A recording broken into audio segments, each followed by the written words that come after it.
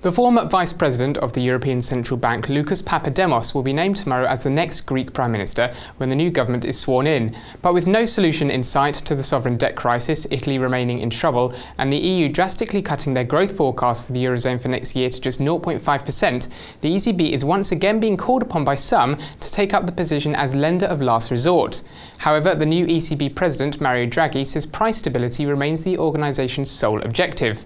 Joining me from Brussels to discuss whether the ECB can continue to focus on inflation and how successful they will be is Carsten Brzeski, Senior Economist for ING. Thanks very much for joining Dukascopy TV again, Carsten. In his first ECB press conference last week, Mario Draghi repeatedly refused to refer to the ECB as a lender of last resort. Is it feasible for him to maintain that stance now? I think it will be very hard to maintain the stand of not being the lender of last resort if actually in practice they already are. If you look at how much they purchase per week, if they would continue at this pace, at this rhythm, it would be sufficient to actually fund Italy and Spain over the next 3 years. And you might ask yourself whether it wouldn't be better for them to simply announce a target, because then, similar as in Switzerland, with an announced target, it might be easy and would save the ECB money.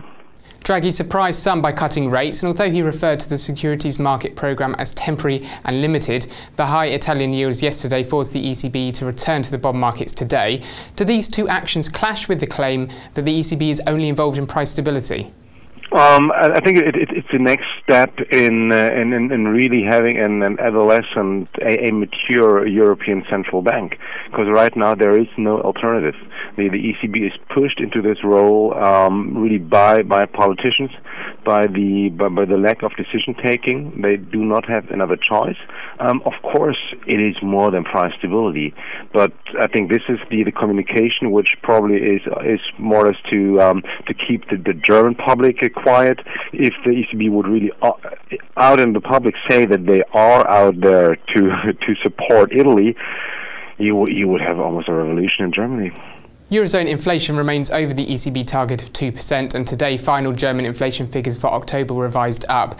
Yet Draghi seems insistent that euro area inflation will come down in 2012. Is he right to be so confident? I think he's right, because if you really look at the growth story, it is a very dire story. We see that we're heading towards at least a stagnation next year, so zero growth, with growth so weak, with commodity prices not rising further.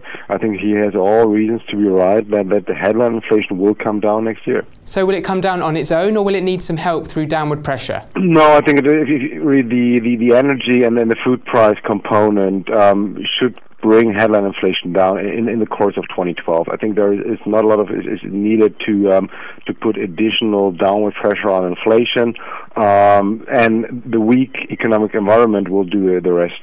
Finally, Carsten, an EU official allegedly told Reuters that there were discussions with France and Germany about a two-speed Eurozone or countries leaving the euro. Do you think they are serious discussions, and will Draghi or the ECB be involved? I think these discussions are going on behind the scenes, because really, if you look at it very closely, you see that this threat of kicking a country out of the monetary union is just a bluff. There are no legal means to kick a country like Greece out of the Eurozone.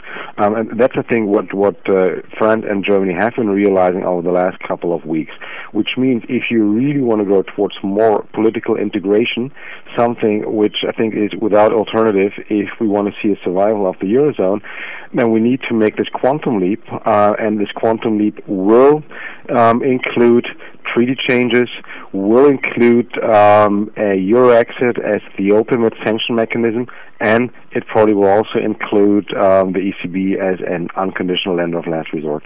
Thank you very much for talking, especially to Dukascopy TV again, Carsten. Stay tuned for all the latest from Europe and beyond, and more exclusive interviews on Dukascopy TV. Goodbye.